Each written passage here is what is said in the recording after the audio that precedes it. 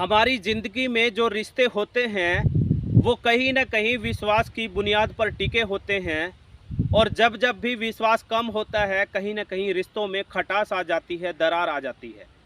आज की देश दुनिया में बहुत सारी ऐसी घटनाएं और कहानियां सामने आई हैं जिनको देखने के बाद, सुनने के बाद कहीं न कहीं सगे रिश्तों पर भी यकीन कर पाना मुश्किल हो जाता है।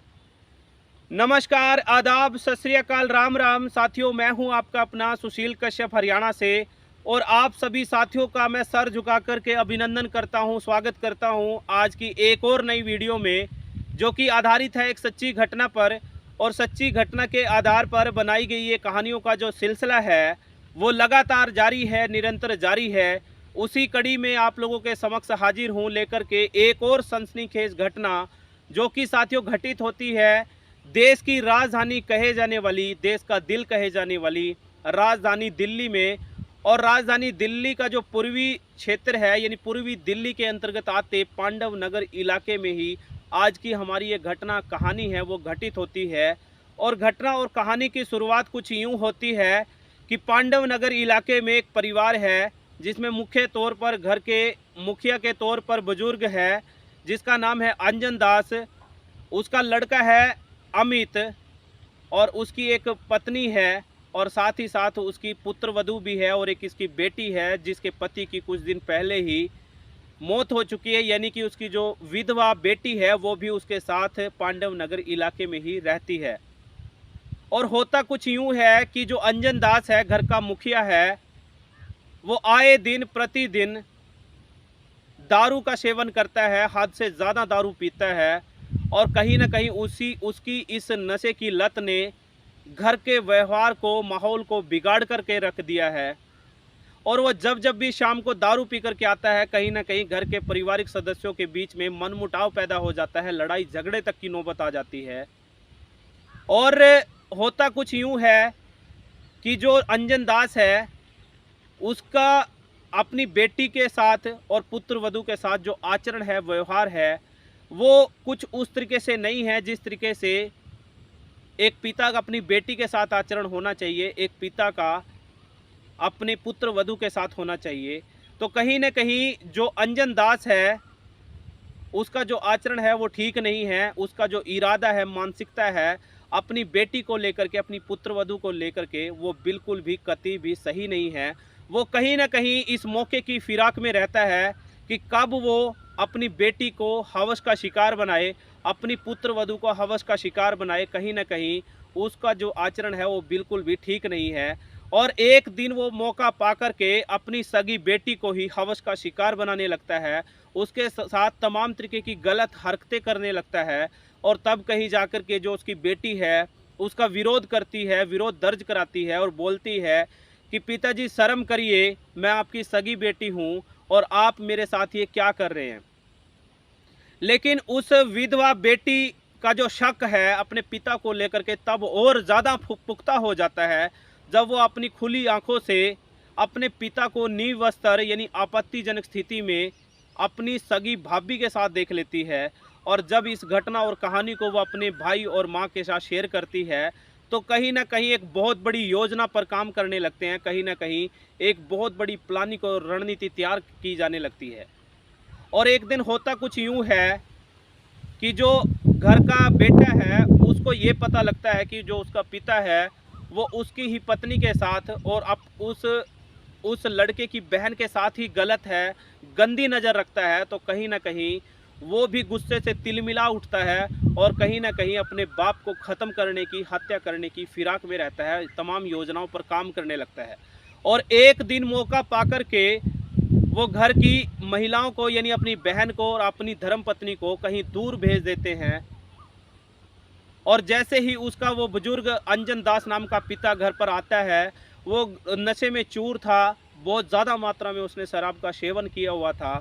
वो जैसे ही घर में एंट्री करता है तो देखते ही देखते वजनदार चीज़ से वो उसके सर पर वार करता है। और जैसे ही वार करता है तो वो मौके पर ही अपना दम तोड़ देता है, यानी कि मौके पर ही उसकी हत्या हो जाती है। उसके सर से बहुत ज़्यादा मात्रा में खून बह रहा होता है और वो आंगन में पड़ा पड़ा कर्रा रहा था। कहीं ना कहीं पूरी रात जो लाश है वो उसी आंगन में पड़ी रहती है। किसी को कानो कान खबर नहीं थी। इतने भीड़ भाड़ वाले इलाके में, पांडव नगर इलाके में किसी को कानो कान खबर नहीं होती और एक हत्या हो जाती है, एक मौत हो जाती है, किसी को भी कोर खबर नहीं थी, क्योंकि घर में कोई और मौजूद भी नहीं था और माँ और उसका बेटा एक सातिराना अंदाज में अपने ही पति की और वो लड़का अपने ही पिता की हत्या कर देता है और उनको जरा भी खौफ नहीं था, सरहन नहीं थी। और वो बिल्कुल प्यार से फिर उसके बाद खाना भी खाते हैं, कहीं ना कहीं तमाम वो काम करते हैं, दैनिक के काम वो करते हैं जो कि एक आम आदमी करता है। वो बिल्कुल भी खौफ में नहीं थे कि उन्होंने हत्या कर दी है, क्योंकि वो अपने उस पिता से और वो महिला अपने पति से इतने ज़्यादा तंग आ चुकी थी, इस कदर तंग आ चुकी थी कि वो लिमिट भी क्रॉस हो चुकी थी। और कहीं ना कहीं पूरी रात वो सोकर के आराम से भली भांति गुजारते हैं और जैसे ही सुबह होती है वो उस डेड बॉडी को कहीं ना कहीं काटने लगते हैं, तमाम तरीके से उसको काटा जाता है और उस श्रद्धा मर्डर केस की तरह उस शरीर के, उस लाश के, डेड बॉडी की लगभग 10 टुकड़े किए जाते हैं और उन 10 टुकड़ों को पहले से ही लाई गई थैलियों में पैक किया जाता है और काले रंग की पन्नियों में, लिफाफों में पैक करके उस अपने पिता की डेड बॉडियों को, वो लड़का जो है डेड बॉडी को, बॉडी के तमाम अंगों को, हिस्सों को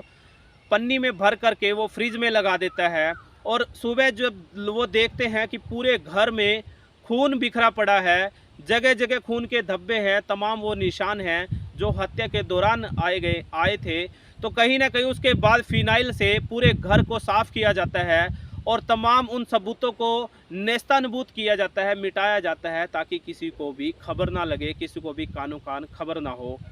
और कहीं ना कहीं उसके बाद मौका पाकर के वो लड़का और उसकी माँ बड़े ही सातिराना अंदाज में उन लिफाफों को, जिसमें उन्होंने उस आदमी की, अंजन दास नाम के आदमी की हत्या करके टुकड़े रखे थे, उन लिफाफों को एक एक करके पांडव नगर के आसपास के इलाके में, कहीं झाड़ियों में, कहीं नाले में उनको ठिकाने लगा देते हैं, फेंक देते हैं। और होता कुछ यूँ है कि समय का जो पहिया है वो भी घूमने लगता है, समय व्यतीत होने लगता है, बीतने लगता है और वो जो टुकड़े उन्होंने साइडों में फेंके थे, झाड़ियों में फेंके थे, नाले में फेंके थे, वो कहीं ना कहीं गलने लगते हैं, सड़ने लगते हैं और देखते ही देखते उन अंगों से, हिस्सों से बदबू आने लगती है, स्मेल आने लगती है और राहगीरों को कहीं ना कहीं अंदेशा होता है, शक होता है कि हो ना हो यहाँ पर किसी इंसानी शरीर का शव पड़ा हुआ है, कहीं ना कहीं डेड बॉडी पड़ी हुई है। और मौके वारदात पर पुलिस पहुँच जाती है और पहली नज़र से ही उनको लगने लगता है कि कहीं ना कहीं यहाँ पर इंसानी शरीर का हिस्सा पड़ा हुआ है या डेड बॉडी पड़ी हुई है। पुलिस जो है तमाम अंगों को इकट्ठा करती है, तमाम उन हिस्सों को कलेक्ट करने की कोशिश करती है और ये जानने का, समझने का प्रयास करती है कि आखिरकार ये जो हिस्से हैं इंसानी शरीर के तो हैं, लेकिन किस शरीर के हैं, किसके हैं। और कहीं जाकर के जब तमाम गुत्थी को सुलझाने में पुलिस विफल होती है तो इस पूरे मामले को स्थानीय पुलिस की जगह क्राइम ब्रांच को सौंप दिया जाता है। और तब कहीं जाकर के जो डीएसपी हैं उमेश कुमार और जो एसएचओ हैं राकेश कुमार और सब इंस्पेक्टर ग्रेवाल साहब, उनको ये तमाम मामलों को सौंप दिया जाता है और तब कहीं ना कहीं तमाम एंगल से इस पर जांच प्रारंभ होती है। हर एंगल से इस जांच को शुरू किया जाता है, तमाम जो है सवालातों के आधार पर, तमाम जो है फोरेंसिक रिपोर्ट के आधार पर इस जांच को आगे बढ़ाया जाता है। और जो डीएसपी उमेश कुमार है उसके नेतृत्व में एक बहुत बड़ा फैसला इस मामले में लिया जाता है कि पांडव नगर के हर घर के दरवाजे को खटखटाया जाएगा और ये जानने का, समझने का प्रयास किया जाएगा कि आखिरकार कौन वो व्यक्ति है जो कि कुछ दिनों से अपने घर से लापता है, गुमशुदा है, लेकिन उसकी रिपोर्ट दर्ज नहीं कराई गई है। और इस जांच में कहीं ना कहीं बहुत लंबा समय लग जाता है, लेकिन आखिरकार पुलिस को, जांच टीम को ये क्लू हाथ लगता है कि हो ना हो एक व्यक्ति जिसका नाम अंजन दास बताया जा रहा है वो अपने घर से कहीं ना कहीं लापता है, गुम है और उसकी जो रपट है वो भी दर्ज नहीं कराई गई है। तब कहीं जाकर के पुलिस और ज़्यादा सख्ती से पूछताछ करने लगती है और जब सख्ती से पूछताछ की जाती है तो कहीं ना कहीं अंजन दास की जो घरवाली है और उसका जो लड़का है वो सनसनीखेज खुलासे इस पूरे घटनाक्रम में, मामले में करता है कि इस अपने पिता की जो हत्या है वो किसी और ने नहीं बल्कि उसने खुद ने की थी और इसमें उसका साथ दिया था उसकी मां ने, चूँकि वो बहुत ज़्यादा परेशान हो चुके थे, बहुत ज़्यादा निराश हो चुके थे और उसकी जो नज़र थी कहीं न कहीं उसकी पत्नी पर थी, कहीं न कहीं उसकी बहन पर भी वो गंदी नज़र रखा करता था। और आखिरकार इस मामले में उस आरोपी महिला यानी मरने वाले हत्या करने वाला बेटा था और हत्या करने वाली उसकी सगी घरवाली थी, धर्मपत्नी थी। तो कहीं न कहीं उन दोनों को, माँ बेटे को गिरफ्तार कर लिया जाता है और अभी सूचना ये मिल रही है कि वो सलाखों के पीछे हैं। लेकिन जिस सातिराना अंदाज में उस माँ बेटे ने इस पूरी घटना और कहानी को अंजाम दिया है, तो कहीं न कहीं रिश्तों पर भी विश्वास करना मुश्किल हो रहा है। और जिसने भी इस घटना और कहानी को सुना और देखा, तो देखता ही रह गया, सुनता ही रह गया और कहीं न कहीं लोगों के दिल और दिमाग में सरहन पैदा होगी, डर पैदा हो गया। लोग अपने रिश्तों पर भी यकीन कर पाना लोगों को मुश्किल हो रहा है। लेकिन वो किसी ने सही कहा है कि हत्या आरोपी कहे या क्रिमिनल कहे, मुजरिम कहे, कितना भी शातिर क्यों ना हो, कितने ही सातिराना अंदाज में वो अपने घटना और कहानी को अंजाम क्यों ना दे दे, लेकिन जो कानून है उसके जो हाथ हैं वो बहुत बड़े होते हैं। आखिरकार उस कानून के हाथों की जकड़ में उस व्यक्ति को, उस अपराधी को, उस क्रिमिनल को आना ही पड़ता है। और इस घटना कहानी में भी कुछ यूं ही होता है कि आखिरकार उस माँ बेटे को सलाखों के पीछे पहुंचा दिया गया है और उन्होंने जो किया उसकी सज़ा तो उसको ज़रूर मिलेगी ही। लेकिन इस घटना और कहानी से पूरी देश दुनिया में एक बहुत बड़ा संदेश गया है। और साथियों, हम भी आपसे उम्मीद करते हैं कि इस घटना और कहानी से आप अपने आप को जागरूक करेंगे, प्रेरित करेंगे। कहीं न कहीं यदि इस तरीके की घटना और कहानी आपकी ज़िंदगी में आए, आप अपने आप को रोक सके, अपने आप को आगाह कर सके। मुझे दीजिए इजाज़त, फिर हाजिर होऊंगा कुछ इसी तरीके से घटना और कहानी को लेकर के। तब तक के लिए नमस्कार, आदाब, सत श्री अकाल, राम राम, बहुत बहुत धन्यवाद।